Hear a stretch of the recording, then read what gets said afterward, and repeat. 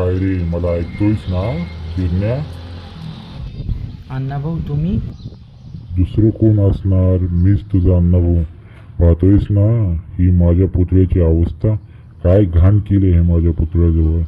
अरे, ज्या झोपडीत अंधारात मी होतो, पोटभर जेवण ही फक्त एक विचार होता, वास्तव उपाशी पोट झोपणं हेच होतं. तिथे इतकी लाजिरवाणी अवस्था नव्हती रे माझी.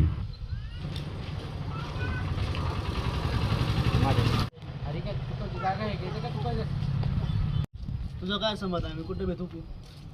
अण्णाभाऊ हे असं आहे आपल्या समाजाचं. तुमचं नाव घेतात, तुमची जयंती साजरी करतात आणि तुमच्याच पुतळ्याची ही अवस्था. काय बोलतोस किरण्या? माझ्या विचारावर वर्षभर कोणीच बोलत नाही. माझं स्मरण आता एका कचऱ्याच्या ढिगाऱ्यांनी वेढलेलं आहे.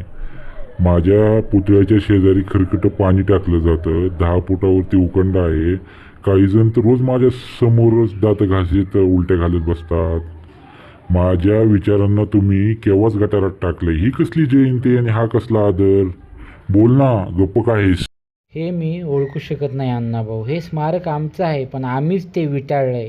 ते विचार आमचे आहेत पण आम्हीच त्यांना कचऱ्यात टाकलंय. किरण्या, मी पुतळा नाही.